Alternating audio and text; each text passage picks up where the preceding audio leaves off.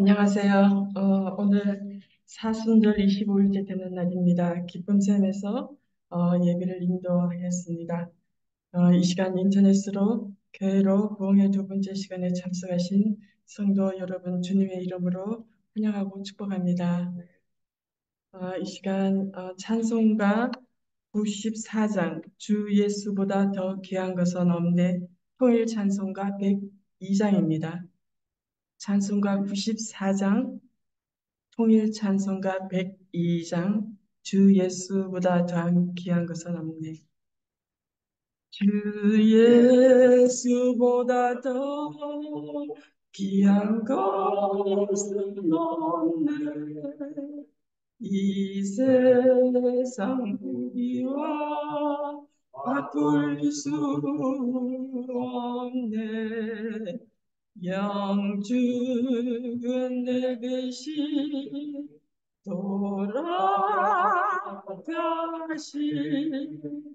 그 놀라운 사랑 잊지 못해. 세상 다 버리고 세상 자랑 다 버렸네.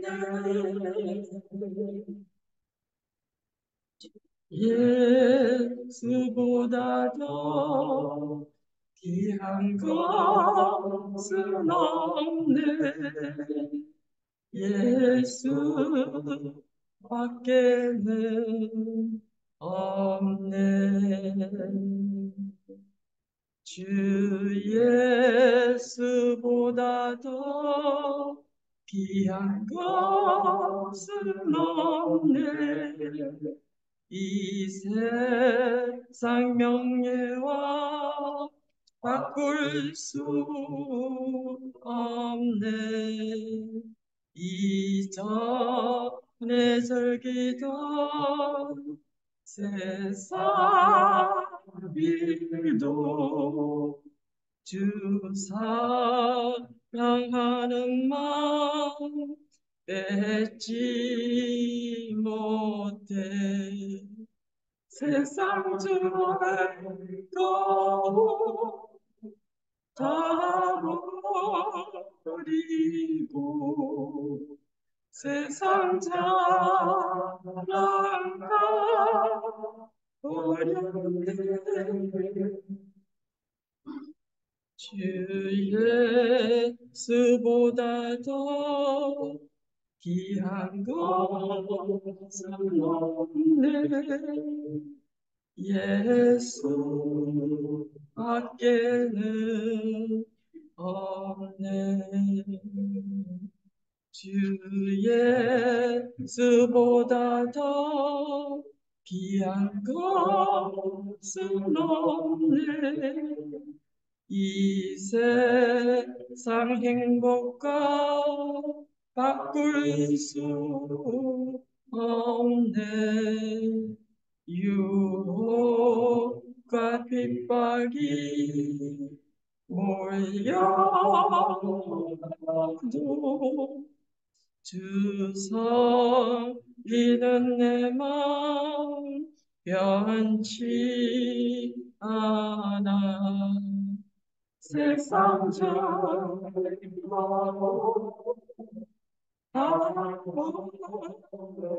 버리고 세상 버렸네. 주 예수보다 더 귀한 것은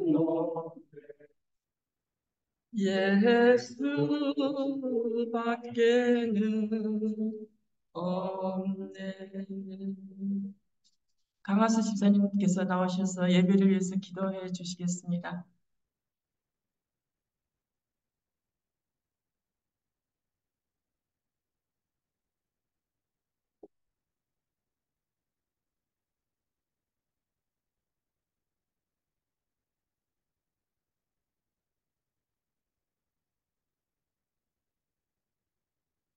주님, 사순절에 새벽을 깨우는 이 아침에 저희들이 모였습니다. 이 시간은 동안 이 목사님을 모시고 드리는 부흥의 둘째 집회입니다. 이 사순절에 저희의 영혼을 깨어나게 하시고 하나님께로 돌아가는 시간이 되게 하여 주시옵소서. 참여하는 마음으로 기도합니다. 우리가 마음으로, 입으로, 생각으로 지은 죄와 허물을 용서하여 주시옵소서. 웬일인가, 웬 은인가 날 위하여 주도록 하셨나. 우리가 아직 죄인 되었을 때에 그리스도께서 우리를 위하여 죽으심으로 하나님의 사랑을 확증하셨다고 성경으로 들었습니다. 그 놀라운 사랑을 가슴으로 느끼게 하여 주시옵소서. 자비와 긍휼이 많으신 주님, 상한 갈대를 꺾지 않으시고 꺼져가는 등불을 끄지 않으신다는 주님,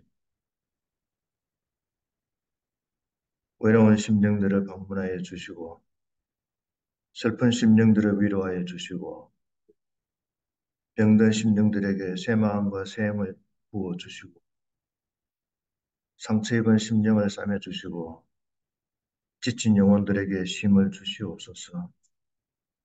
우리들의 인생의 여정에서 어려움과 도전을 만날 때에 넘어지지 아니하도록 저희들을 보호하여 주시고 함께 동행하여 주시옵소서.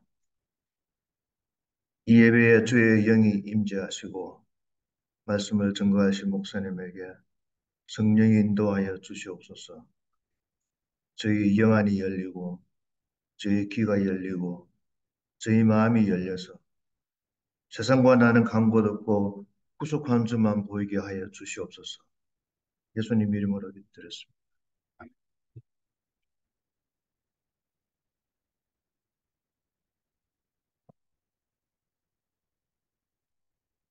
성경 말씀 공독해 드리겠습니다. 룻기 2장 1절에서 3절입니다. 룻기 2장 1절에서 3절입니다. 나오미의 남편 엘리멜렉의 친족으로 유력한 자가 있으니 그의 이름은 보아스더라. 모압여인 룻이 나오미에게 이르되 원하건대 내가 밭으로 가서 내가 누구에게 은혜를 입으면 그를 따라서 이삭을 죽겠나이다 하니 나오미가 그에게 이르되 내 딸아 갈지어다 하매 룻이 가서 베는 자를 따라 밭에서 이삭을 줍는데 우연히 엘리멜렉의 친족 베어 보아스에게 속한 밭에 이르렀더라. 이승호 목사님 나오셔서 축복의 씨앗이란 제목으로 말씀 전하실 때 하나님의 충만한 은혜가 저희 심령을 새롭게 하여 하늘의 복을 누리고 나누는 성도들의 상가지 기회가 되기를 기도합니다.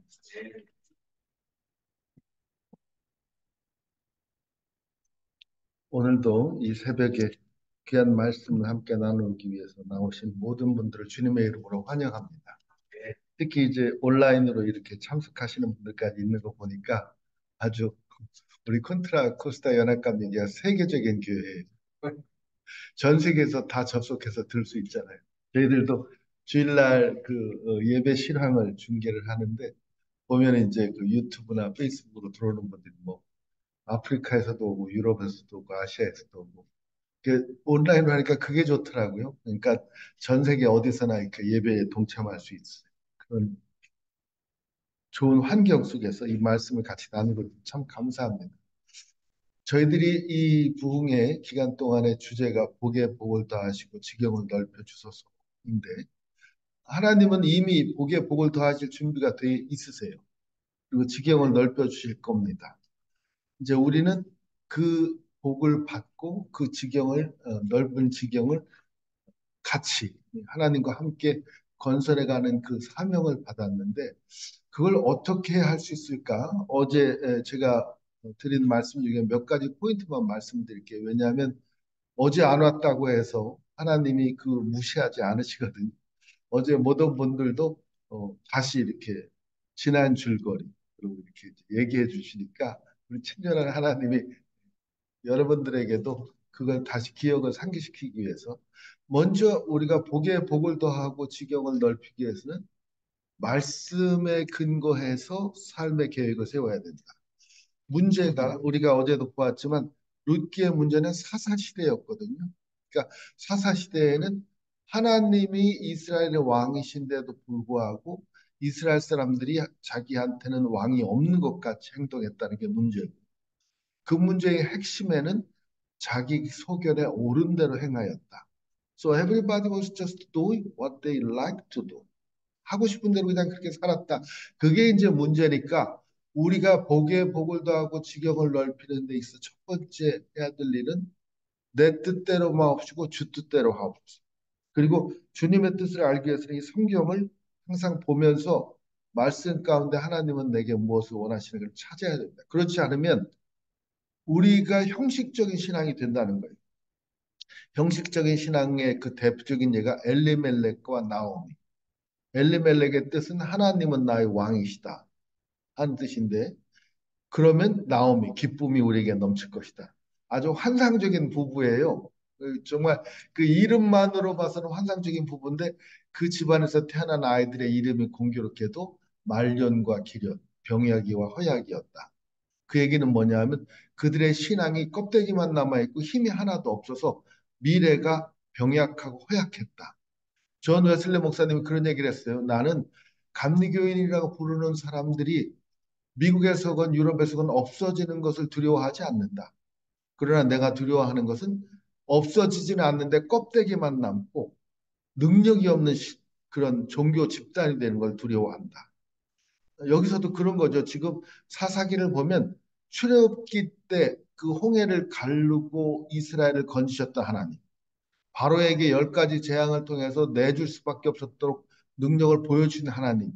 그리고 광야에서 만나와 메추라기로 먹이시고 반석에서 물이 나오게 하시고 그렇게 하면서 이스라엘을 건져냈던 그 하나님에 대한 기억은 먼 옛날의 추억이 돼버린 그것이 현실에서 느껴지지 않는 겁니다. 그러니까 저희들이 그 신앙생활 하면서 옛날에 예수님이 죽은 나사로를 살리셨대. 그런데 내 삶 속에서는 죽은 나사로가 살아나지를 않아. 옛날에 하나님이 말씀으로 천지를 창조하셨대. 그런데 내 삶 속에서는 새로운 창조의 역사가 일어나질 않아. 이게 뭐냐 하면 엘리멜렉과 나오미 집안인 거예요. 말로는 이름으로는 하나님이 나의 왕이고 기쁨이 있어야 되는데 삶 속에 기쁨이 없어. 그리고 한숨만 나옴. 그 현실이 지금 나옴이라는 분이 닥친 현실이에요. 고향을 떠나야만 했고 남편이 죽어서 현실에 의지할 곳은 없고 아들 둘이 죽어서 미래가 없는. 그래서 과거와 현재의 미래의 모든 삶 속에 아무런 그런 기쁨이 없는 삶이 돼서 돌아가니까 고향 사람들이 나오미가 돌아왔다 하고 좋아하는데 나를 나오미라고 부르지 마라 말하라 부르라 쓴맛이라고 불러달라는 나는 더 이상 기쁨이 아니다 마라다. 여러분 마라가 쓴맛이라는 것은 출애굽기 민수기 보시면서 아시죠? 그 그들이 어떤 샘물에 이르렀는데 그 샘의 물이 너무 써서 마라라고 했다. 그러니까 그 마라라고 불러달라는 거예요. 그런 지경이 되었으니까 참으로 안타까운 현실이다. 여러분 중에도 혹시 그렇게 느끼는 분이 있다면 그러나 걱정하지 마세요. 이 쓴맛이라고 본인이 생각했던 이 마라 같은 이 나오미에게 기쁨이 회복되고 다시 신앙이 회복될 수 있는 기회가 있습니다. 그런데 그 기회가 언제 시작이 되냐면 보리 추수가 시작될 때 고향으로 돌아온 거예요. 본인은 양식을 찾아 고향으로 돌아왔지만 그 나오미를 따라온 룻은 시어머니가 섬기는 하나님은 자기도 섬기겠다고 따라온 거예요.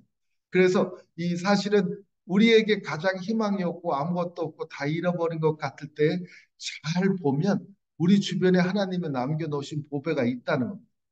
그 보배를 찾아서 그와 함께 동역을 하면 이제 서서히 모든 것이 회복이 되고 복에 복이 더해지고 지경이 넓혀지는데 그 복의 근원이 될 수 있는 그 사람을 볼 수 있는 이 영안이 이번 기회에 띄어지기를 바라는 거예요. 그리고 그분과 함께 동역하기를 원하는 겁니다. 자, 그러면 구체적으로 어떻게 해서 룻이 나오미에게 복이 되었느냐? 그것을 보는데 2장 1절 성경을 집에 계신 분들도 펴시고 룻기 2장 1절을 한번 보세요. 나오미의 남편 엘리멜렉의 친족으로 유력한 자가 있으니 그 이름은 보아스다. 자, 나오미의 남편 엘리멜렉은 죽었죠. 하나님이 왕이라고 하는 그 사람은 이름만 남아있던 것도 죽었는데 친족이 있어요. 다시 말해서 하나님을 왕으로 섬기지는 않아도 그와 비슷한 가까운 거리에 친족이 하나 있는데 그 이름이 보아스. 보아스는 뜻 자체가 강한 자라는 뜻입니다. 여기도 최원기 성도님이 계시던데 원기가 넘치는 사람이라는 뜻이에요. 이 보아스가. 예. 그리고 이 사람이 유력한 자. 여러분들 성경에서 유력한 자라고 불림을 받으려면 그 어떤 사람이 유력한 자인 줄 아십니까? 세 가지 조건을 충족해야 유력한 자예요. 돈이 많아야 되고 사회적 지위가 있어야 되고 도덕적으로 반듯해야 됩니다.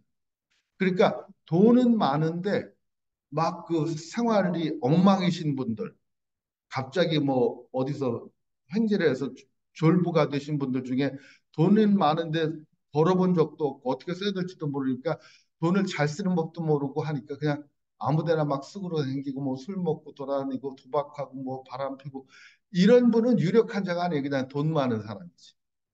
또 사회적 지위가 높은데 이분은 청렴결백해. 그래서 아주 그냥 대쪽 판사 뭐 이래가지고 자기는 상당히 사회적으로도 이름도 있고 유명한데 돈이 하나도 없어. 그래서 자식들이 맨날 그 고생하고 부인이 나가서 시장에서 장사해야 되고 이런 분들도 유력한 자가 못 됩니다. 이스라엘의 이 성경 기준에서는. 그러니까 사회적 지위도 있지만 돈도 많아야 돼. 그리고 행실이 발라야 됩니다. 그러니까 하는 일들이 아주 반듯해서 모든 사람들이 존경을 받는 이 세 가지 조건을 충족해야 성경에서는 유력한 자, 기뽀르 하일. 하일이라는 뜻이 그게 원기가 넘친다는 뜻이거든요. 하일. 그 단어 발음 자체도 아주 힘있어 보인다. 그 우리나라에는 이 발음이 없습니다. 헤이와 다르게 헤트는 그 독일어의 하고 똑같아요. 하이.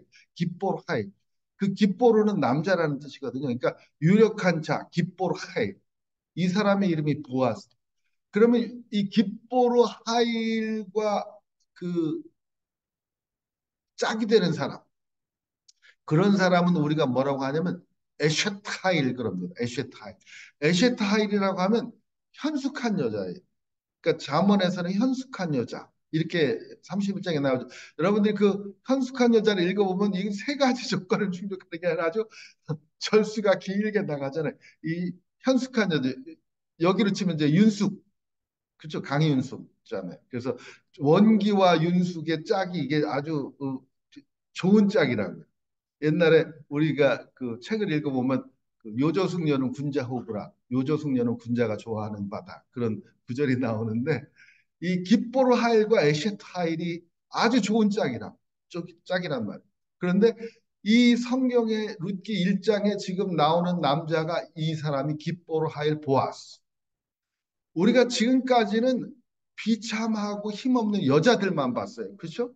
나오미와 룻. 룻은 어떤 여자냐 하면 우리가 삼진 아웃된 여자다 그래.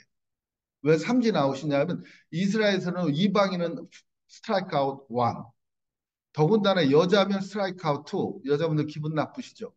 왜냐하면 남녀 차별이 있던 사회라 남자로 태어나면 이거는 안타를 친 거고 여자로 태어나면 스트라이크 아웃 당하는 거예요. 요즘은 안 그래요. 아들 나면은 저기 목메달, 딸 나면 금메달. 그래가지고 이제 우리가 그 딸을 낳은 사람들이 더 호강을 한다 그런 얘기를 많이 하는데 옛날에 이스라엘에서는 여자로 태어난 것 자체가 투 스트라이크 아웃.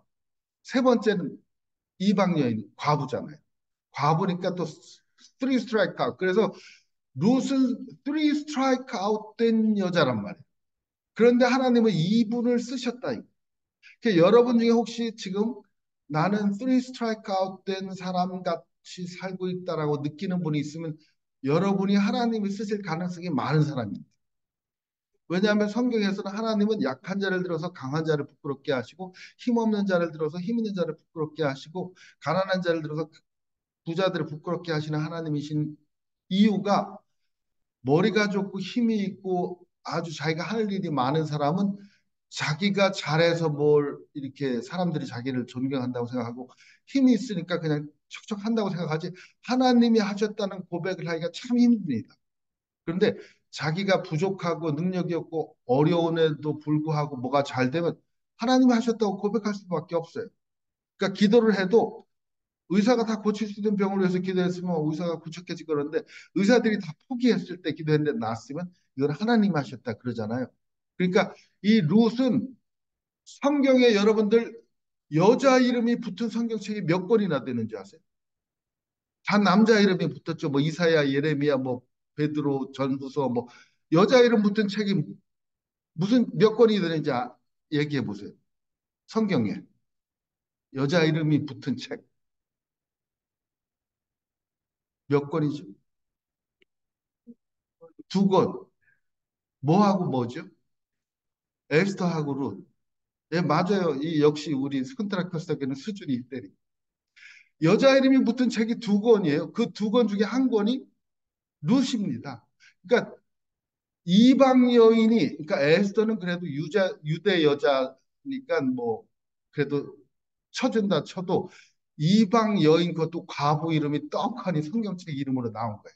어떤 분들은 세 권이래. 민수기도 있다 그러는데 민수기는 여자 이름이 아닙니다. 그는 그냥 사람 백성 민자의 셀 숫자에서 사람 숫자를 센 책이다 그래서 민수기지 그 이름이 비슷하다고 해서 여자 이름이 아니고 룻기하고 에스더 딱 두 권이 있는데 이방 여인이 자기 이름을 딱 붙인 책을 갖고 있다니까요. 성경 속에 그 66권 중에 한 권으로. 이게 언감생심 생각도 못할 일이 지금 벌어진 겁니다. 그럼 왜 룻이 하나님께 그렇게 쓰임을 받았나? 삼진아웃되고 나오미가 보기에는 노바디 아무도 나는 없다고 생각한 그 여자가 어떻게 하나님께 쓰임 받았나 했더니 이 모압 여인 룻이 나오미에게 이르되 이 성경을 잘 읽어보세요. 나오미의 며느리 룻이 나오미에게 이르되 그렇게 안 하고 모압 여인 룻이 나오미에게 이르되 이렇게 돼 있죠. 왜냐하면 지금 이 나오미의 마음에 룻은 그냥 아직도 모압 여인이에요. 며느리와 시어머니의 관계가 성립이 아직 안 된 겁니다. 그러니까 처음에는 하나님 전능자가 나를 기어 돌아오게 하셨다고 해서 나는 지금 주변에 아무도 없다고 느꼈던 나오미. 사실은 이 나오미도 굉장히 처절한 상태죠. 남편 죽고 자식 죽고 재산도 하나도 없이 이방 며느리 하나랑 달랑 돌아왔으니까 아무것도 없다고 생각했는데 이 모함 여인 룻이 나오미에게 뭐라고 하냐면 자 원하건대 내가 밭으로 가서 누구에게 은혜를 입으면 그를 따서 이삭을 주겠나이다. 룻이 왜 밭에 나가서 이삭을 주겠다고 했을까요? 그 당시에는 이스라엘에 소셜 시큐리티 제도가 없으니까 어떤 제도가 있냐면 가난한 사람들이 밭에 가서 떨어진 곡식을 주울 수 있는 걸 허락하는 제도가 있었습니다. 그 여러분들이 그 신명기에 보면 그런 성경 구절들이 나오죠. 우리 그 신명기 구절 한번 보여주실까요? 혹시 그 화면에 나올 수 있으면 제가 신명기 구절을 그러면 그 여러분들에게 읽어드리겠습니다. 24장 19절에 당신들이 밭에서 곡식을 거둘 때 곡식 한 묶음을 잊어버리고 왔거든 그것을 가질러 되돌아가지 마십시오. 그것은 외국 사람과 고아와 과부에게 돌아갈 몫입니다. 그래야만 주 당신들의 하나님이 당신들이 하는 모든 일에 복을 내려 주실 것입니다. 그게 신명기가 그 토요일 새벽 첫 번째 슬라이드에 있습니다. 이 구절은 뭘 얘기하냐면 가난한 사람들, 고아 과부들은 부자들의 그 논밭에 가서 추수하고 나서 땅에 떨어진 것을 주워서 먹고 살으라는 얘기. 그러니까 지금 제가 그 스타턴에서 목회를 하는데 과수원들이 많아요. 브렌트드에서 하는데 거긴 여러분들 체리 피킹 하러도 가보셨고 뭐 다른 과일 때문에도 가셨겠지만 지금도 월나추리 같은 걸 기계를 가지고 흔들어서 따잖아요. 땅에 떨어진 것들 놔둡니다. 다람쥐도 먹고 뭐 사람들도 주워가라. 그게 이 기독교 전통이 좀 남아 있어서 그래요. 기독교 전통이 남아 있다는 얘기는 뭐냐면 그 당시 구약 성경에서는 소셜 시큐리티 제도가 없으니까 가난한 사람들은 부자들이 먹다가 남은 거라도 주워라도 먹어라. 이 제도를 가지고 사람들이 가난한 사람들이 먹고 살 수 있게 해줬던 거예요. 그러니까 이 룻이 모압 여인이지만 이스라엘 사람들에게 그런 풍습이 있다는 걸 알고 제가 그럼 가서 그걸 주워다가 와서 어머님께 공양을 하겠습니다. 그랬더니 나오미가 그에게 이르되 내 딸아 갈지어다. 이제 바뀌었어요. 호칭이 딸로.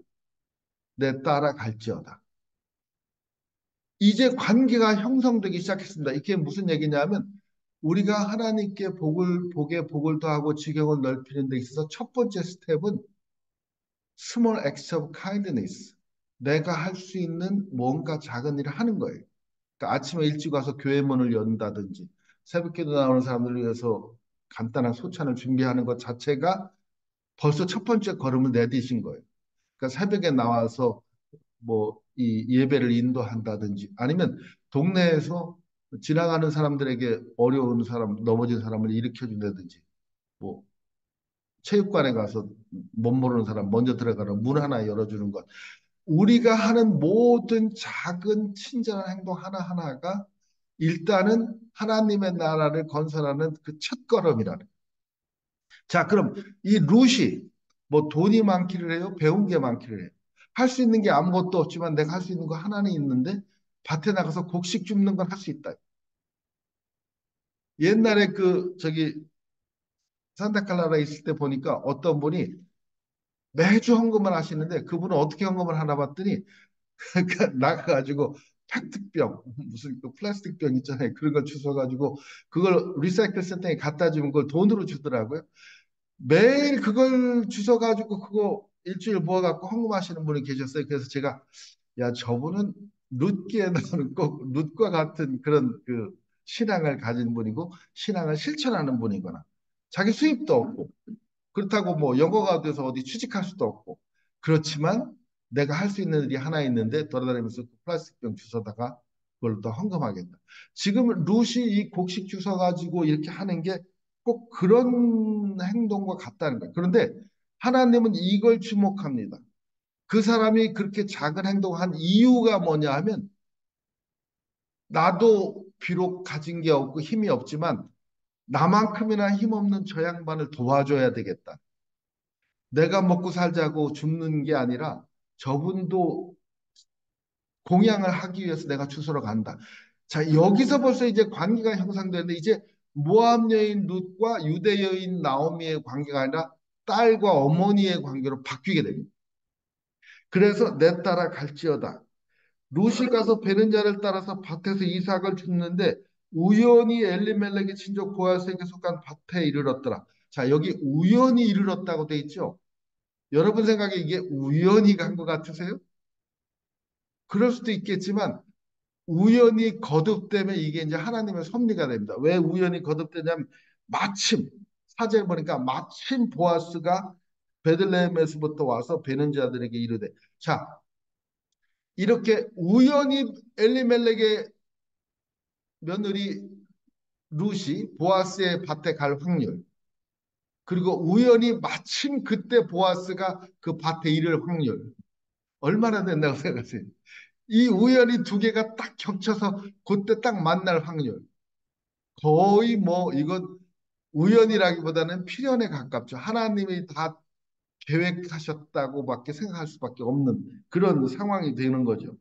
그때 마침 보합수가 베들레헴에 와서 베는 자들에게 이르되 여호와께서 너희와 함께 하시기를 원하노라 하니 이게 이 사람들의 통상 인사예요. 그러니까 인사 우리나라 사람들은 한 못 먹고 살아갖고 안녕하세요 식사하셨습니까? 뭐 이게 인사가 되고 안녕하지 못한 6.25를 겪고 임진왜란을 겪고 병전을 겪고 그래서 인사가 안녕하세요. 그다음에 하도 못 먹고 살아서 식사하셨습니까? 뭐 밤새 안녕하셨습니까? 근데 이분들은 인사가 뭐냐면 여호와께서 당신에게 복 주기를 원하나이다. 이게 인사예요. 샬롬 샬롬.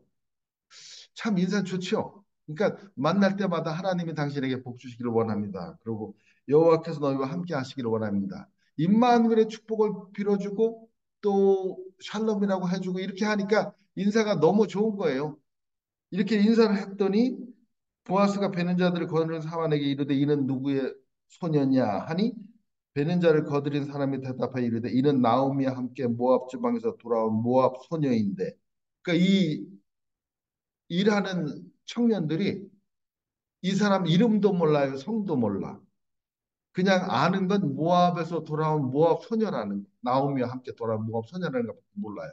그러니까 저는 누군지는 잘 모르는데 모압에서 그 나오미와 함께 돌아온 모압 소녀입니다. 자, 이름도 모르고 성도 모르는데 한 가지 아는 게 있어. 뭘 아냐 하면 그의 말이 나로 배를 따라 단 사이에서 이삭을 죽게 하소서 하였고 아침부터 와서는 잠시 집에서 쉰 외에 지금까지 계속하는 중이다. 요걸 알아요. 저 처자가 누군지는 잘 모르겠지만 우리한테 와서 이삭 죽겠다고 허락을 받고 그리고 아침부터 지금까지 계속 쉬지 않고 이삭을 줍는데 잠시 집에 가서 쉬는 것 외에는 지금까지 했습니다. 자, 이 정보를 가지고 저와 여러분이 룻에 대해서 알 수 있는 게 몇 가지가 있습니다. 첫째, 굉장히 성실한 사람이다. 아침부터 지금까지 계속했으니까. 그렇죠? 그러니까 무슨 일을 시켜봤는데 누가 보면 열심히 하는 척하다가 안 보면 농땡이 치고 이런 스타일이 아니라는 거예요. 아주 성실한. 여러분 그 이삭이 그 아내를 구할 때 아브라함이 자기 종에게 시켜서 가서 그 여의 신부감을 올라오라고 했을 때 그 종이 우물가에 가서 묵묵히 물 깃는 걸 바라보다가 저 처자가 우리 주인의 아들의 부인이 되면 좋겠다 하고 봤을 때 레베카가 어떻게 했는지 아세요? 물동이를 가지고 계속 물을 길러서 낙타 10마리를 먹였어. 여러분 낙타 한 마리가 물을 얼마나 많이 먹는지 모르시죠? 그 낙타 혹이 달린 낙타니까 물을 엄청 먹잖아요. 근데 그 10마리를 먹이려면 물을 깃고 또 깃고 또 깃고 또 깃고 꾸준히 길어야 돼요. 그러고 나서 나에게도 물을 달라고 하니까 물을 길어서 주는데 천천히 드시라고 버드나무 잎을 하나 띄웠는지는 모르지만 하여튼 마음씨도 착해. 그러니까 물을 성실히 깃는 그 체력과 나그네를 돌보는 마음씨와 그 정도면 우리 주인의 그 부인이 돼도 좋겠다 생각을 했다고 그렇게 창세기 24장에 나오잖아요. 그러니까 가만히 보니까 아침부터 저녁까지 꾸준히 일해. 교회에서도 그렇고 사회에서도 그렇고 공동체에서도 그렇고 보면요. 불평은 많고 일을 하고 나서는 일한 티를 내야 되는 사람이 있고 아무 말 없이 그냥 꾸준히 일하는 사람이 있어요. 하나님이 쓰시는 첫 번째 퀄리티가 이겁니다. 그러니까 꾸준히 일하는 사람. 근데 두 번째 우리가 또 하나 알 수 있는 게 잠시 집에서 쉬었다는 거예요. 아니 힘들어서 집에 가서 쉬었다 왔을까요? 저는 그렇게 생각하지 않습니다. 일을 하다가도 어머니 잘 계신가 한번 보고 와야지. 그리고 갔다 왔다. 그러니까 성실할 뿐만 아니라 마음이 또 따뜻해. 물론 이제 처음에 나온 것 자체가 시어머니에게 드리려고 이삭을 주우러 나왔겠지만 마음씨도 따뜻한 사람이에요. 그러니까 비록 이방 여인에다가 과부에다가 여자라고 하는 삼진아웃된 상태에 있지만 그래도 하나님을 믿겠다고 하나님을 따라서 이 베들레헴으로 따라왔고 어려운 사람을 보면 돕겠다는 따스한 마음씨가 있고 자기에게 맡겨진 일은 그게 크든 작든 성실하게 처음부터 끝까지 하는 이런 성품을 가진 사람이라는 잠언 31장의 현숙한 여인의 품성이 이 룻에게 그대로 나왔다는 거예요. 그랬더니 보아스가 룻에게 이르되 내 딸아 들으라. 뭐 아주 그냥 처음부터 내 딸아 들으라 이렇게 친밀하게 불러줍니다. 제가 미국 레스토랑에 어디 가면 어떤 그 나이 드신 여자 종업원들은 가끔 저보고 Hi son 그렇게 부르는 여자분이 있긴 있더라고요. 그러면 굉장히 자기가 마치 그 친밀한 사람처럼 어떤 분은 저보고 그냥 뭐 썰 그러는 사람도 있고 뭐 손님 취급하는 사람도 있는데 아주 그냥 그렇게 부르는 것만으로 거리를 확 좁혀서 제가 팁을 많이 줄 수밖에 없는 그런 상황을 만드는 분들이 있더라고요. 여기 내 딸아 들으라.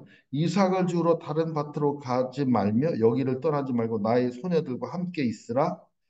그들이 베는 밭을 보고 그들을 따르라.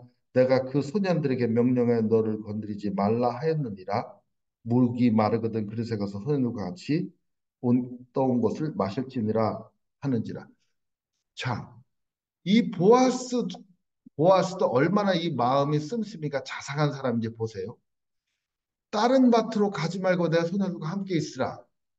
일단은 하루 밭을 주울 물론 권리가 있긴 하지만 그것을 더 허락해 줄 뿐만 아니라 이 소년들에게 명하여 너를 건드리지 말라 하였느니라 이 한 구절에서 우리가 많은 것을 알 수 있습니다. 뭘 알 수 있냐면 모압에서 온 이 모압 소녀 룻은 보호 장치가 전혀 없다는. 즉 어떤 소년이 이 여자를 강간하거나 강간한 다음에 죽여도 호소할 데가 없는 상태의 신분이라는 걸 알게 됩니다. 요즘 말로 하면 불법 이민자로서 체류 신분이 참 불안정하기 때문에 어떤 분이 뭐 여권 뺏어갖고 돈도 안 주고 일 시켜도 사법당국에 호소할 수가 없는 그런 사람처럼 혹은 인신매매 당해가지고 강제로 성매매를 하고 돈을 벌게 해도 어디다가 고발할 데가 없는 그런 사람처럼 이 모함 여자 룻이 밭에서 죽는데 마침 보아스 밭이니까 그렇지 남의 밭에서 죽다가 그 일하는 청년들이 몇이 작당해서 윤간을 해도 호소할 데가 없는 처지라는 거 우리가 금방 알 수 있잖아요. 그리고 그 사람이 거기서 죽임을 당해도 누가 그 사람 죽었다고 찾고 신고하고 실정신고를 하겠어요. 그러니까 이 정도로 이 사람은 지금 아주 그 사회적인 위치 그리고 자신의 신분이라는 게 불안정할 뿐만 아니라 아무에게도 호소할 수 없는 이런 상태의 사람이라는 걸 이 문장이 보여주고 있는 겁니다. 그런데 이 보아스는 유력한 자라는 게 확실해. 왜냐하면 그런 분들을 보호하겠다는 마음이 있고 그걸 또 실천할 힘이 있는 사람이에요. 그러니까 소년들한테 저 여자 절대 건드리지 마. 그리고 니들이 물 길어온 거 목이 마르면 먹게 해. 다른 소녀들 보고 같이 이렇게 해라. 그랬더니 룻이 엎드려 얼굴을 땅에 대고 절하며 그 얘기를 했대 나는 이방 여인이거늘 당신이 어찌하여 내게 은혜를 베푸시며 나를 돌보시니까 정말 나는 믿을 수가 없는 거예요. 어떻게 이런 일이 벌어지? 내가 누구길래 나 같은 거를 이렇게까지 돌봐 주십니까? 여러분들 처음에 예수님 만나고 회개하고 눈물 콧물 흘리면서 받은 은혜의 구원의 감격이 그거 아니에요. 나 같은 게 뭐길래 하나님께서 천지를 주신 하나님이 창조주 하나님이 나를 사랑하시고 나를 자녀 삼아 주십니까? 도대체 나 같은 게 뭐길래 그 귀하신 성자 예수님이 십자가에 달려 돌아가시고 그 피를 흘려 나를 구원하십니까? 도대체 내가 뭐라고? 그 감격에서부터 시작해서 우리의 그 헌신이 나오고 감사가 나오고 주님께 모든 것을 드리겠다는 그 결단이 나오는데 지금 룻이 거의 그런 수준의 감격을 느끼는 거예요. 나는 누가 죽여도 아무도 돌볼 수가 없는 모압 여자 그것도 과부에 불과한 사람인데 대체 누가 내게 이런 은혜를 베푸나 그랬더니 보아스가 그에게 대답하여 이르되 내 남편이 죽은 후로 내가 시어머니에게 행한 모든 것과 내 부모와 고국을 떠나 전에 알지 못한 백성에게로 온 일이 내게 분명히 알려졌느니라. 즉 보아스는 나는 너를 개인적으로 알지는 못한다. 그렇지만 너에 대한 평판을 들었다는 거예요. 그 평판이 어떻게 났냐 하면 이 마을에 이런 평판이 났습니다. 모압에서 어떤 소녀 하나가 나오미를 따라왔는데 나오미한테 들어보니까 남편 살았을 때도 그렇게 참 지극정성이더니 남편 죽고 나서는 이 아무도 모르는 객지에 그 시어머니 돌보겠다고 따라왔다고 하더라. 참 마음씨도 곱고 사람이 참 성품이 좋은 사람이더라도 평판이 있다는 거예요. 이 평판 때문에 내가 너를 돕는다는 겁니다. 여러분 여기서 우리가 굉장히 중요한 사실을 알 수 있는데 우리의 평판 때문에 사람들이 나를 도울 수 있다는 거예요. 예를 들어서 내가 어디에 이제 사업을 시작하기 위해서 사업 자금을 끌어갔는데 그 부자가 나를 보자마자 만약에 이렇게 얘기를 한다고 생각해 보세요. 내가 당신 같으면 100만 불 꿔줄 수 있지. 담보 없이도. 왜냐하면 당신에 대해서 내가 그동안 여러 사람한테 들었는데 빌린 돈은 꼬박꼬박 갚는 그리고 아주 성실하고 그 당신이 그 하는 분야에서는 누구나 인정하는 사람이라고 하니까 믿고 투자하겠다. 그러면 굉장히 좋은 거잖아요. 근데 딱 빌리러 갔더니 당신한테는 담보가 있어도 돈 못 줘.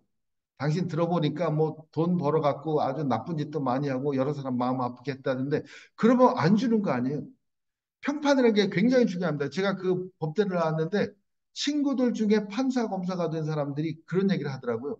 그러니까 법조계에서 3년만 지나면 벌써 평판이 생기는데 누구는 뇌물 줘도 절대 안 먹는 판사, 누구는 뇌물 주면 슬쩍 넘어가는 판사. 그래갖고 사건 배당할 때 뇌물 주면 슬쩍 넘어가는 판사한테 배당하도록 또 그 사람한테 뇌물을 줘가지고 슥싹슥싹 하는 그런 게 막 이미 소문이 난다. 한 3년 지나면. 그러니까 누구는 쥐약 먹은 검사. 그럼 쥐약 먹은 검사는 왜 쥐약 먹은 검사? 뇌물을 하도 많이 먹어서 아무 때고 죽을 수가 있다. 그런데 이제 쥐약 먹은 검사. 제가 그 얘기를 듣고 야 평판이라는 게 이렇게 무섭구나. 목사님들도 목회 몇 년 하면 이제 동네에서 다 평판이 나잖아요. 뭐 어느 교회 어느 목사는 어떻고 저떻고. 목사만 그런 줄 아세요? 선도님도 평판이 납니다. 여기서 우리가 한 가지 참 중요하게 생각할 게 우리 교인이 어디 나가서 한국에서 새로 오신 분한테 우리 교회 나오세요라고 말했을 때 그분이 이렇게 얘기하면 좋습니다. 아, 제가 한국에서부터 평판을 듣는데 그게 미국 가면 그 도시에 가면 그 교회 나가라고 사람들이 그럽디다. 그 교인들이 정말 잘해준다고. 그래서 제가 왔습니다. 그러면 얼마나 좋아요. 그죠? 근데 그 교회는 절대로 가지 말라고 그럽디다. 아주 그냥 뭐 싸움박질하고 서로 자기만 챙긴다고 하는 소문이 한국까지 났습니다. 그럼 이거 곤란하잖아요. 교회도 그렇고 개인도 그렇습니다. 나는 그 교회 목사님 설교는 좋은데 암흑의 권사 싫어서 절대로 안 나가. 이거 문제가 돼. 그래서 이 사순절 기간 동안에 이 룻기에 지금 이 룻의 평판을 읽으면서 우리가 그걸 나에게 적용해서 뭘 생각해야 되냐면 과연 이 월넛 크릭 에어리아에서 나에 대한 평판은 어떻게 나 있나? 내가 이 지역에서 10년을 살았고 20년을 살았고 30년을 살았는데 사람들이 암흑에 권사하면 뭐라고 하나? 암흑에 집사하면 뭐라고 하고 있나? 거기에 따라서 교회가 부흥하기도 하고 줄어들기도 합니다. 왜냐하면 평판이 좋으면 사람들이 평판 좋은 곳에 모이고 싶어 해요. 친절하고 따뜻한 사람들이 있는 곳에 가고 싶어 하고. 가뜩이나 다 외롭게 살잖아요. 가뜩이나 다 힘들게 살잖아요. 그런데 교회까지 가서 더 힘들고 싶지는 않다. 그러니까 교회 가면 그래도 마음이 편하고 나를 반갑게 대해주는 사람이 있고 내가 언니처럼 의지할 사람이 있고 엄마처럼 의지할 사람이 있고 울고 싶을 때 기댈 어깨를 내줄 사람이 있는 곳이면 내가 가고 싶다는 거죠. 근데 지금 룻이 아무것도 없는 사람인데 평판이 잘났다는 거예요. 그래서 보아스가 나는 당신을 모르지만 당신 평판 때문에 지금 이렇게 대해 주는 겁니다. 그러면서 뭐라고 하냐면 여호와께서 내게 행한 일에 어, 보답하시기를 원하면 이스라엘 하나님 여호와께서 그의 날개 아래 보호받으러 온 내게 온전한 상 주기를 원하노라 하시니라. 하나님은 물론 은혜로 구원해 주시고 값없이 주시는 은혜지만 이 루시 한 일에 대해서 보답해 주시는 하나님이라고 보아스가 선언하는 거예요. 우리가 행한 작은 일에 보답해 주시는 하나님. 예수님도 이걸 컨펌 하시는데 뭐라고 하시냐면 내가 이 소자에게 물 한 그릇을 준 것이 내게 준 것이다. 제가 그러니까 여기 물 주신 분을 생각해서 물 하나 한번 먹어볼까. 어느 분이든지 여기다 지금 이 조그만 물병 하나 놔주신 분. 그것 때문에 제가 시원하다. 이 물을 먹고 마음이 좋아졌단 말이에요. 그게 하나님의 마음을 시원하게 한 일이다. 예수님에게 공양한 일이라고 얘기하는 거예요. 그러니까 목사님을 대접하는 것만이 아니고 주변에 더 중요한 건 목사님이야 뭐 가끔씩 이런 대접 받기도 하지만 이런 대접을 받을 거라고 상상 못했던 분들에게 대접해 주는 거예요. 그게 하나님이 여러분에게 복에 복을 더하는 비결이라는 거예요. 제가 이런 걸 읽으면서 이제 여기서 잡아준 숙소도 좋은 호텔에서 자는데 일하는 분들 생각해서 거기다 팁을 많이 놓고 옵니다. 하루 매일 잘 때마다. 식당 가서도 가능하면 그 서빙하는 사람이 좀 약간 놀랄 정도로 팁을 많이 주고 와요. 이유가 뭐냐 하면 여기 그렇게 나와 있잖아요. 내가 행한 일에 보답하시기를 원하며 그 팁 하나 보고 먹고 사는 사람인데 그거 많이 줘야 하나님이 보답하실 거 아니에요.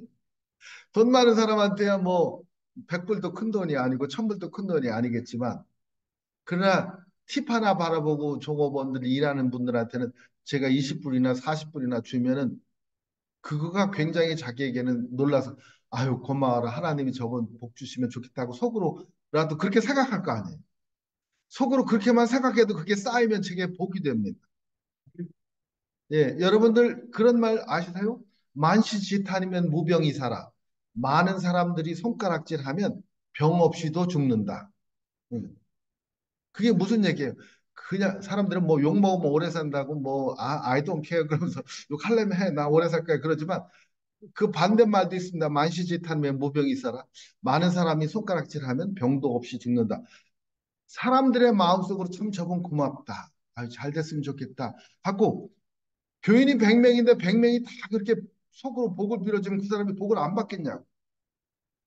그러니까 이 룻이 그렇게 마음 씀씀이가 고우니까 하나님의 날개 아래 보호받으러 온 너에게 복을 주시길 원하노라 보호해 주시길 원하노라 나도 그래서 너를 보호하고 싶어서 보호한다. 그때 룻이 이르되 내 주여 내가 당신께 은혜 있기를 원하나이다. 난 당신의 하녀 중에 하나도 갖지 못하오나 이게 현실이에요. 당신의 하녀의 하나만도 못한 여자예요. 신분으로 보면 이방 여인이니까 과부니까. 그러나 당신이 이 하녀를 위로하시고 마음을 기쁘게 하는 말씀을 하셨나이다.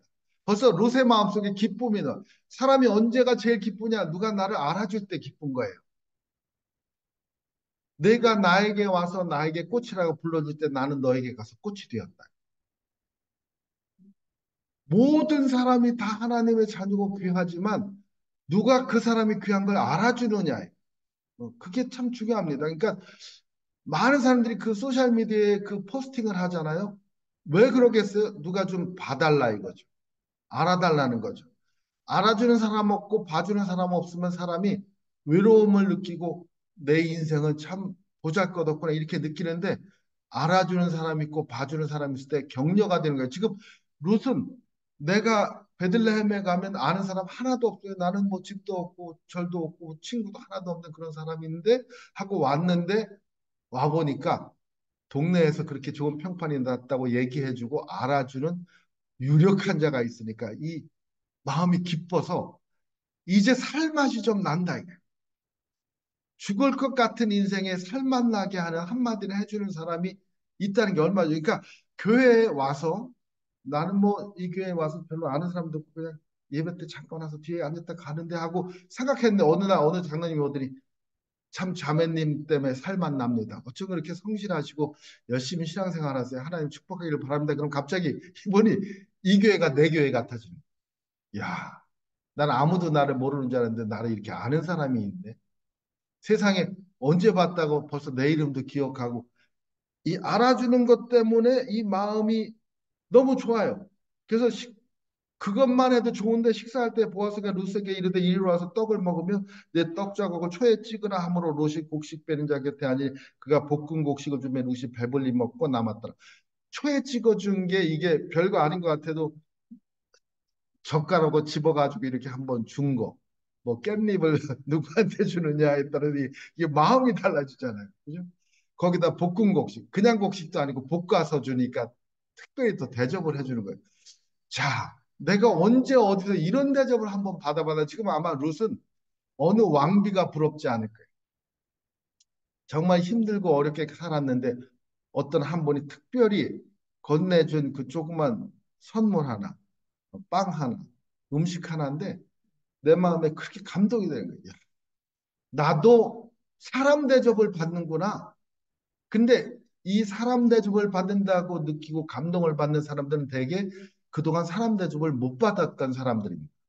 그러니까 그 사람 대접을 늘 받던 사람한테는 잘해줘도 그렇게 고마운 줄을 모르는데 사람 대접 못 받던 사람들한테 잘해줄 때 이 사람들이 고마워하는데 특별히 이제 뭐 신분이 없어서 그렇든지 돈이 없어서 그렇든지 배운 게 없어서 그렇든지 아니면 외모가 너무 아니라서 이제 그동안 사람들이 뭐 무시했든지 여러 가지 이유가 있었겠죠. 그런데 누군가 자기를 알아주고 야, 그 외모가 뭐 중요하냐? 무슨 뭐 뚝배기보다 장맛이지. 너는 성품이 좋아서 아, 잘 될 거야. 이런 얘기 들으면 살만 난다고. 그러니까 그런 얘기를 해주는 사람이 있다는 거. 그게 우리가 사랑과 돌봄의 공동체에서 서로 연습하고 해야 될 일인 겁니다. 근데 그걸 잘 못해요, 사람들이 왜? 아내 버릇해서. 그 아내 버릇해서. 근데 여기서라도 좀 해볼까요?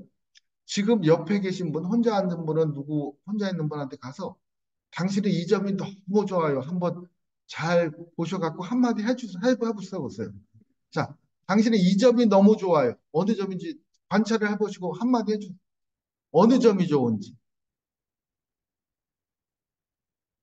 어, 참, 그 말을 들었더니 너무 기분 좋았다 하는 분 계세요, 지금? 무슨 말을 들어서 기분이 좋았다? 어느 분이 용감하게 발표해 주실 분 있으세요? 무슨 말 들으신 분? 어느 점이 좋았대요? 예, 얘기해 보세요. 성실해서 좋았다고. 참 좋네요. 왜 제가 그걸 좋다고 하냐면 그냥 보통 사람들 외모를 보고 뭐 칭찬을 하는 경우가 많은데 내면을 칭찬할 때 진짜 그게 칭찬이 돼요. 그리고 여러분들 그게 칭찬을 잘해주면 성실한 분이 더 성실해져. 희한해요. 그러니까 남들이 나를 성실해서 좋았다 그러니까 앞으로 더 성실해야지. 굉장히 저분은 완전 성실 그 자체가 될 거라. 어. 이름이 혹시 성실이신가요? 그러니까 저희들이 이 교회에서 주일날 한 번 교회 할 때 한 번만 칭찬 들어도 교회 분위기가 달라지거든요. 그러니까 교회 전체 분위기가 달라집니다. 왜냐하면 사람들이 왔는데 서로 한마디씩 서로 칭찬하고 지나가는데 좋잖아요. 나를 알아주는데 단지 그 칭찬할 때 입에 발린 말은 하지 마세요. 입에 발린 말 하면은 누구나 압니다. 저거 그냥 입에 발린 말. 근데 진심으로 본인이 들어도 납득할 만한 칭찬을 하셔야 돼요. 불성실한 사람한테 성실하다 그러면 입에 발린 말인데 정말 성실한 분한테 성실하다 그러면 기분이 좋죠. 그래서 더 성실해지고 그래서 아주 그냥 롯은 지금 하늘을 날아갈 것 같은 기분인데다가 배까지 불러. 여기 보면 배불리 먹고 또 남았어요. 그러니까 세상에 오늘이 내 생일날이냐 뭐 오늘 내가 아침 정말 이런 기분 좋은 날이 없다라고 어떤 사람이 느끼게끔 그래서 이제 저희들이 그 교회에서 장학금을 줄 때도 보면 돈 많은 집 애들보다는 이렇게 정말 찢어지게 가난한 애들 500불만 줘도 막 그냥 감사하는 애들한테는 500불 주면은 그 사람이 10년, 20년 지나서 아주 부자가 되거나 성공한 사업가가 된 다음에 교회 와갖고 제가 어릴 때 500불 주신 것 때문에 제가 공부를 계속했습니다 하고 막 만 불, 2만 불 내놓는 분이 계시다고. 그러니까 힘들고 어려운 사람들에게 눈을 돌려서 그분들을 돕는 작은 실천을 하나 하는 것. 그러니까 롯도 지금 보면 롯이 곡식 주워서 밥 먹여줘서 고마워할 사람이 나오미밖에 없어요. 다들 먹고 살만 하니까. 근데 나오미는 아무것도 없으니까 롯이 곡식 주워다가 밥 주면 그걸 고맙게 생각. 그런 그런 관계 거기에 초점을 맞추라는 거예요. 그러니까 룻이 이삭을 주러 일어날 때 보아스가 자기 소년들에게 명령을 이르되 그에게 곡식 단사에 죽게 하고 책망하지 말며 그러니까 죽는 것으로 끝나지 않고 그를 위하여 곡식 답을 해서 조금씩 뽑아버려도 그에게 죽게 하고 꾸짖지 말라. 아예 일부러 생 곡식을 버리려는 게 땅에 걔가 주술 갈수 있게. 그러니 뭐 이건 뭐 보통 호의가 아니죠. 그래서 루시 밭에서 저녁같이 그 죽은 것을 보니 보리가 한 에바쯤 되는지 보리 한 에바가 양이 어느 정도 되는지 아세요? 한 에바는 성인 여자 두 분이 일주일 먹을 양식이에요. 보통 이제 하루 나가서 주우면 하루 먹을 양식이 되니까 매일 나가야 되는데 일부러 막 뽑아서 버리니까 룻하고 나오미 둘이서 일주일 먹을 양식이 확보가 됐어. 자, 이게 뭐냐 하면 처음에 나오미가 고향을 떠났던 이유는 먹을 게 없어서 떠났잖아요. 돌아온 이유는 보리 추수할 때가 돼서 먹을 게 생겼다는 희망을 갖고 돌아왔잖아요. 그런데 이제 먹을 게 회복이 됐어요. 자, 그러면 나오미가 잊어버렸던 게 세 가지예요. 고향을 잊어버렸고, 먹을 게 없었고, 그 다음에 자식을 잃었고. 근데 이제 고향으로 돌아와서 하나가 회복됐어. 먹을 게 회복됐으니까 두 개가 회복됐어. 나머지 하나가 회복돼야 되겠죠. 자식이 회복돼야. 즉, 집안을 이 대를 이을 후사가 회복돼야 되는데 그게 회복되는 과정이 이제 나오기 시작합니다. 시어머니가 그 얘기를 했는데 오늘 어디서 주었느냐, 어디서 일을 하였느냐, 세상에 이렇게 많이 주어왔으니 너를 돌본 자에게 복이 있기를 원하노라. 누구지는 몰라도 이거는 그냥 주신 게 아니라 돌본 자가 있다는 거예요. 그러니까 너를 돌본 자에게 복이 있기를 원한다고 얘기를 하는 겁니다. 그 얘기를 하니까 룻이 누구에게 이르는지를 시어머니에게 알게 하여 이르되 오늘 일하게 한 사람 이름이 보아스니이다 하는지라 나오미가 그 이름을 딱 듣자마자 자기 며느리에게 그가 여호와께 복받기를 원하노라 그가 살아있을 때와 죽은 자에게 은혜 베풀길 그치지 아니하도다 하고 나오미가 또 그에게 이르되 그 사람 우리가 가까운 우리 기업을 물을 자 중에 하나이다 하니라. 이 기업 물을 자, 이 기업 물을 자가 이게 무슨 뜻이에요? 기업 물을 자라는 거는 히브리어로 고엘 그럽니다. 이 기업 물을 자 고엘에게는 세 가지의 의무가 있어요. 그 세 가지 의무는 여러분들이 그 알기 어려울까 봐 이제 제가 그 화면에 놨는데 자, 지금 레위기에 나오는 저 화면에 나오는 게 기업 물을 자의 의무 중에 하나입니다. 그러니까 고엘에는 세 가지 의무가 있다고 말씀드렸는데 첫째는 만약에 누가 그 친족을 죽였으면 죽인 사람을 찾아가서 복수를 할 의무가 하나 있고 또 하나는 어떤 사람이 돈이 없어 자기 땅을 팔았으면 가서 그 돈을 주고 그 땅을 사서 돌려줄 의무가 있고 또 하나는 자기가 돈이 없어 갖고 노예로 팔려갔을 때는 노예로 산 사람의 신분을 회복시켜 줄 의무가 있어요. 그러니까 그 세 가지 의무가 이 고엘이 팔아버린 땅을 되사줄 의무, 친족의 죽음을 복수할 의무, 노예가 된 친족의 자유를 회복시켜 줄 의무. 이 세 가지가 뭐 그다음 화면에 자세하게 성격 구절이 나오긴 하지만은 온라인으로 들으시는 분들을 위해서 제가 그 성격 구절을 읽어 드릴게요. 레위기 25장 25절에서 28절.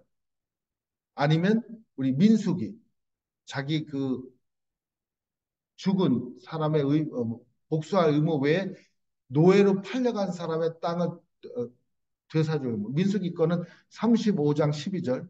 그 다음에 레위기 25장 47절에서 50절은 노예가 된 친족의 자유를 회복시켜줄 의무. 자, 그러면 보아스가 고엘이다, 기업 물을 자다. 그러면 무슨 의미가 있냐면 이 세 가지 의미가 있는 자라는.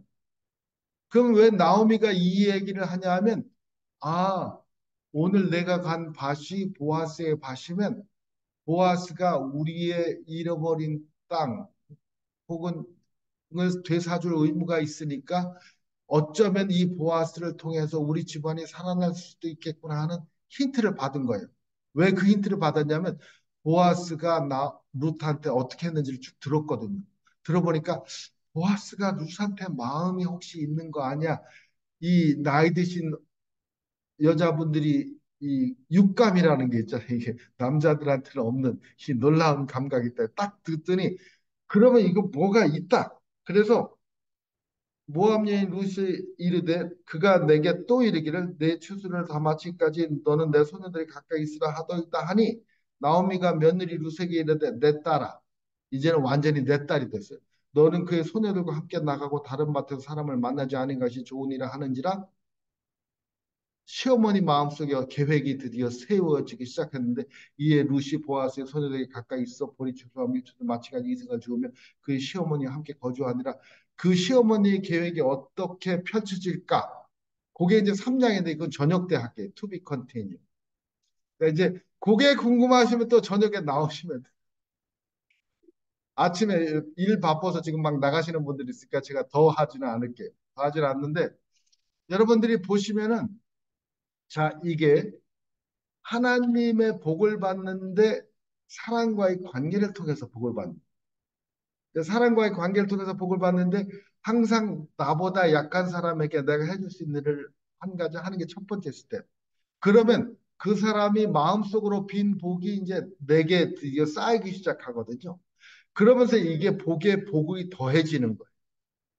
그러니까 지금 보아스는 룻을 축복하고 나오미를 축복하고 이 나오미는 또 룻을 축복하고 보아스를 축복하고 그러면서 룻은 어떻게든지 이 두 사람들을 통해서 살아보려고 하고 이게 이제 여러분이 생각하는 삼각형의 세 꼭지점이 됩니다. 이걸 통해서 이제 돌봄의 삼각형이라는 게 형성이 되는데 그걸 이제 오늘 저녁에 자세히 말씀드릴게요. 그러니까 그걸 보면서 우리가 복에 복을 더하고 지경을 넓히는 구체적인 방법들을 배운 다음에 내 삶의 실천에서 이제 우리가 그 열매를 이 콘트라코스타교에서 맺어야 되는 거죠. 오늘 그 생각을 하면서 우리 잠깐 기도를 할 텐데 기도하면서 한번 그 생각을 해보세요. 내 주변에 나보다 더 없는 분, 약한 분, 누가 있을까? 그리고 그분에게 내가 해줄 수 있는 일이 무엇일까? 오늘 내가 그분에게 전화를 걸어서 위로를 해야 될까? 신방을 가야 될까? 그분에게 음식을 한번 해갖고 가야 될까? 아니면 생일 카드가 필요한가? 기도하다 보면 하나님이 주시는 그 이름이 있을 거예요. 그 이름을 놓고 여러분들이 오늘 하루 실천하는 일을 생각하면서 하루 그 일을 하고 저녁 집회에 오세요. 그냥 오지 마시고. 그래서 오늘 새벽에 내게 주신 그 이름을 놓고 제가 이 일을 했습니다 하고 하나님께 저녁 예배 와서 이렇게 보고하실 수 있는 그런 마음으로 함께 기도하겠습니다. 잠깐 눈을 감고 기도해 볼까요? 살아계신 하나님, 루시, 나오미를 생각하며 자기가 할 수 있는 한 가지 일을 했습니다. 그 일을 축복하시고 그를 통해서 이스라엘에 왕이 나오고 구세주가 그 족보 가운데 나오는 놀라운 일들이 벌어졌습니다. 오늘 저희들이 이제 누군가에게 좋은 일을 하나 하려고 하는데 주님 그 발걸음을 축복해 주시고 그분이 가서 건네는 말 한마디가 주님의 말씀이 되게 하시고 그분이 건네는 손길 하나가 주님의 손길 되게 하셔서 콘트라 코스타 교회 교인들의 평판이 이 지역에서 아름답게 나게 하시고 교회의 평판이 이 지역에서 좋은 소문으로 나도록 축복하여 주시옵소서. 감사하며 예수님 이름으로 기도합니다.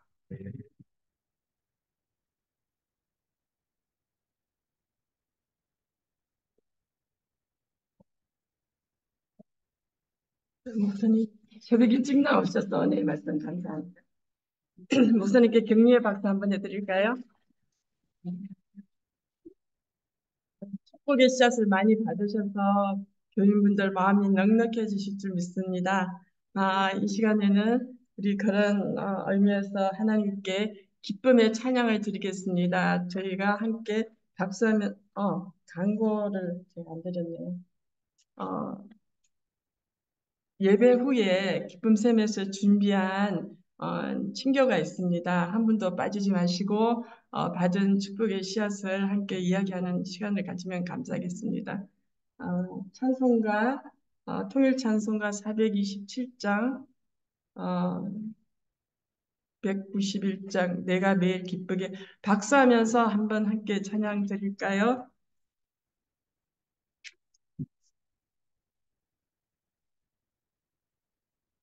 내가 매일 기쁘게 설레게 되나 그의 팔이 나를 안고하며 내가 주의 편복을 받는 삶을 위하여 주의 영이 함께하리라 성령이 계시네 할렐루야 함께하시네 좁은 길 걸으며 밤낮길 바한 그의 영이 함께합니다. 너의 죄 받아서 평안함이 없을 때 예수 십자가의 공로를 힘입어 발 아래 엎드려 찾는 평안 얻으며 그의 영이 함께하리라. 성령이 계시네 할렐루야 함께 하시네 저를 걸으며 밤낮길 밤하면서 주의 영이 함께 하리라 나와 동행하시고 모든 염려하시니 나는 숲의 배와 같이 기쁘다 내 영으로 주의 전을 행하며 주의 영이 함께하리라 성령이 계시네 할렐루야 함께하시네 길을 걸으며 밤낮길 바하면서 주의 영이 함께하리라 세상 모든 욕망과 나의 모든 정욕을 십자가의 길이 못을 박았네. 밤이 지나고 무거운 짐들이 주의 영이 함께하리라. 성령이 대신에 할렐루야 함께 하시네. 용기를 걸으며 강나 기뻐하는 것 주의 영이 함께 하리라. 이승호 목사님 나오셔서 저희들을 위해서 축도해 주시겠습니다.